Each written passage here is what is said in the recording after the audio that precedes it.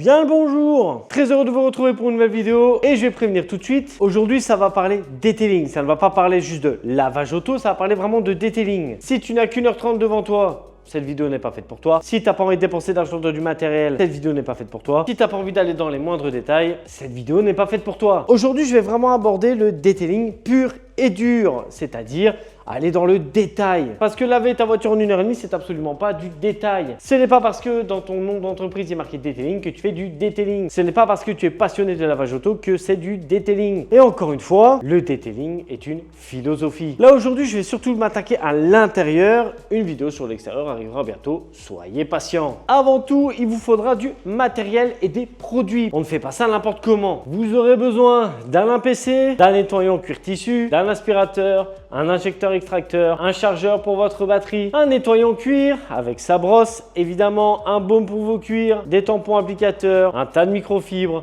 des pinceaux, un nettoyant vitre, un souffleur, de l'éclairage, un parfum pour votre intérieur et des gants en nitrile. Il y en a qui vous diront prenez un QD pour les intérieurs. Moi je suis pas tellement fan en fait. J'aime pas trop foutre ça à l'intérieur de ma voiture. J'aime garder, je vais dire, l'aspect mat, l'aspect d'origine. Et normalement, vous auriez dû avoir besoin d'outils parce qu'il faut démonter les sièges. Mais je ne vais pas démonter les sièges de ma voiture aujourd'hui parce que pas envie d'en arriver jusque là. À partir de ce moment-là, vous avez au moins une demi-journée devant vous, vous êtes équipé, on peut passer au nettoyage. Première chose que vous allez devoir faire, c'est assez simple. En vrai, la première chose est assez simple. Tout ce qui traîne dans votre voiture, va falloir l'enlever. Les tapis, tapis de coffre, le bordel.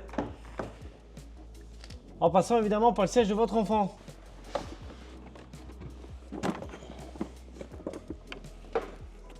Votre coffre, pareil, vous enlevez tout. La planche, hop, voilà. La trousse de secours, hop, voilà. L'extincteur, ça bouge aussi, voilà. Et le plus important, le plancher.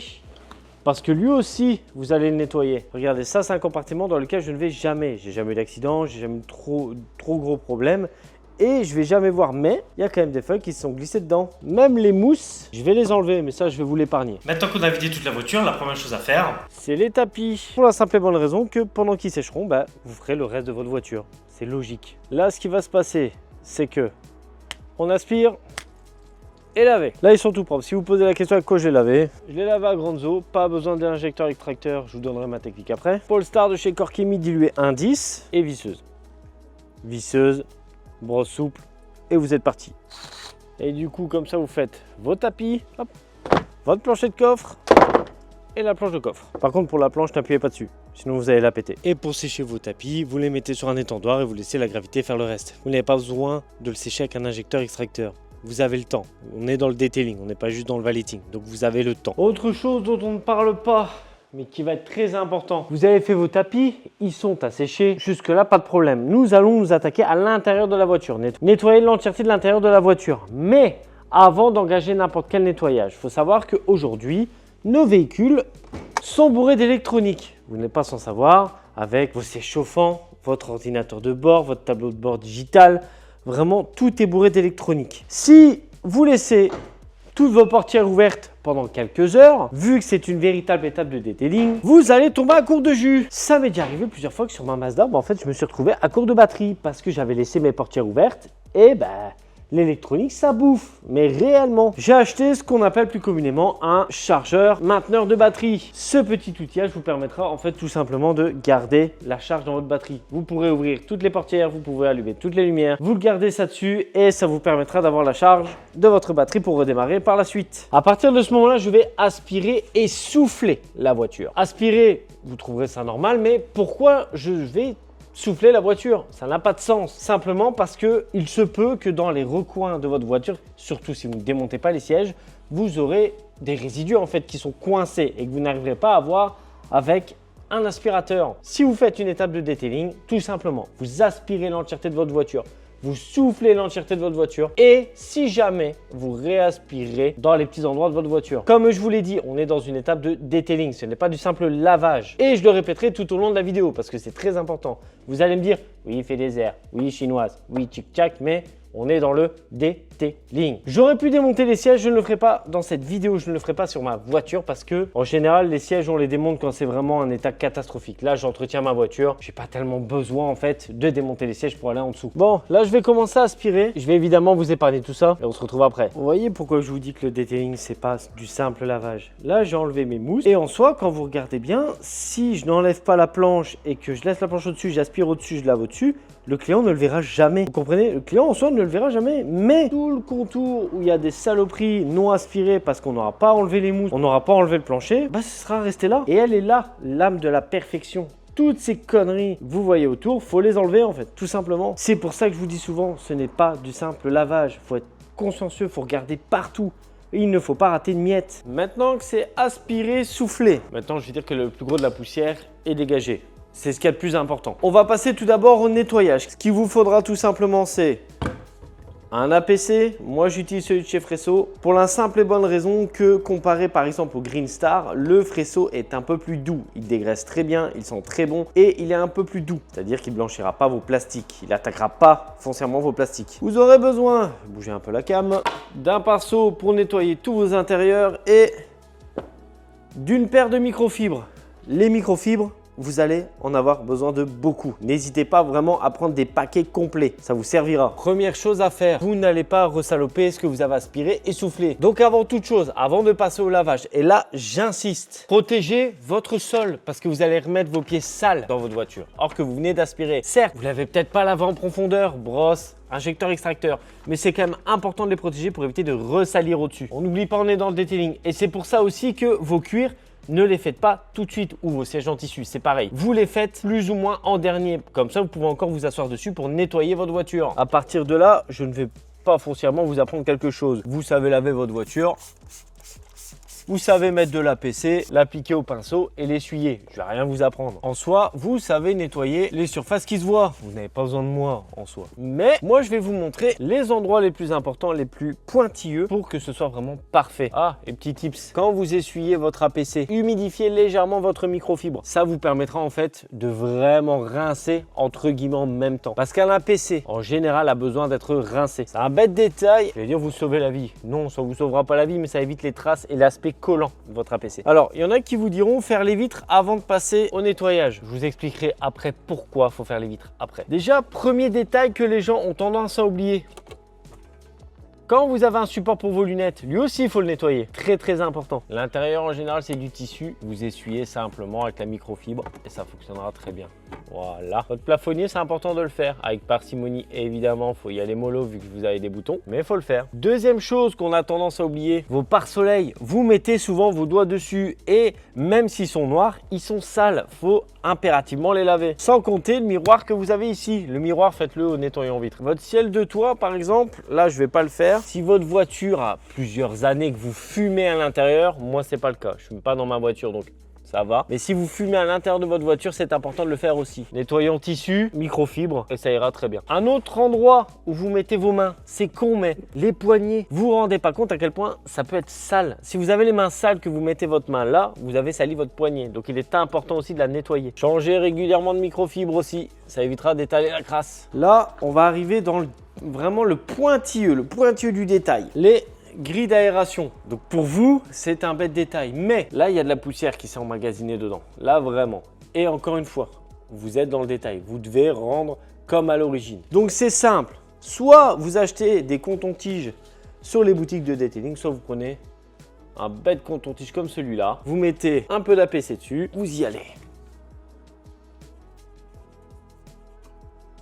Regardez, je ne sais pas si vous allez le voir. Vous voyez ou pas? Et ensuite, vous séchez. Vous voyez à quel point c'est crade? On est sur les joints de porte. Jusque-là, pas trop de problème. Vous connaissez. Pas le pire endroit celui-là, mais... Vous voyez, c'est pas le pire, hein, celui-ci, mais voilà, vos joints sont sales. Qu'est-ce que vous avez à faire? Comme je viens de vous montrer, coton-tige, APC, et on y va. Regardez. Voyez. Après, nourrir vos joints, parce que vos joints, il faut les nourrir quand même. Hein. Ça a des joints qui peuvent sécher avec le temps. Bah, c'est très simple. Vous prenez un dressing de pneus. Moi, j'ai le Darkside. Bon, celui-là, le problème, c'est qu'il est gras. Donc forcément, ça vous laissera une pellicule grasse dessus. Vous prenez le Dark Side ou bien un dressing de pneus mat et vous le mettez sur vos joints. Ça les nourrira. Est-ce que c'est ce qu'il y a de plus conseillé? Je ne sais pas, mais tout ce que je sais, c'est que le dressing de pneus, ça fonctionne très bien. Alors ici, c'est très simple. Comme vous le savez, j'ai tout démonté à ce niveau-là. APC, hop, un coup de pinceau et à partir de ce moment-là, on essuie. Et voilà, même à cet endroit, votre voiture sera impeccable, même si ça se voit pas. Maintenant que vous avez compris le principe, je vais vous expliquer certaines choses avec le cuir. Une fois que vous avez vu tous les détails où est-ce qu'il fallait aller, en soi, vous lavez, tout simplement. Alors, au niveau de vos cuirs, moi, ce que je conseille toujours, après il y en a qui vont dire autre chose, mais moi, j'en ai rien à foutre. Je vous conseille ça et pas autre chose. Brosse pour vos cuirs souples, nettoyant cuir avec un mousseur. Baume pour vos cuirs pour les entretenir. Vous allez me dire, oui, mais il y en a qui disent qu'il y a un top coat sur les cuirs, donc ça, c'est pas nécessaire. Et je suis tout à fait d'accord sur le fait qu'il y a un top coat sur les cuirs d'aujourd'hui. Les cuirs d'aujourd'hui ne sont plus vraiment naturels, c'est du synthétique. Et y mettre un genre de vernis, c'est pas... On va simplifier, on va dire vernis, mais c'est plutôt un top coat. Alors, est-ce que réellement votre baume pour cuir va servir à quelque chose? Évidemment, votre baume pour cuir pénétrera dans les fibres vraiment du cuir. Vous avez un cuir perforé, donc forcément, ça passera dedans, faut le savoir. C'est toujours important pour les préserver contre les frottements, pour les préserver contre la sécheresse. Parce qu'à force de mettre votre cul dans votre cuir, ça retire du top coat, hein, en fait, tout simplement. Hein. Donc ça permettra de le garder, en fait, de le garder pour dire de protéger quand même vos cuirs. Donc en général, les protections céramique, cuir et tout, je les conseille pas.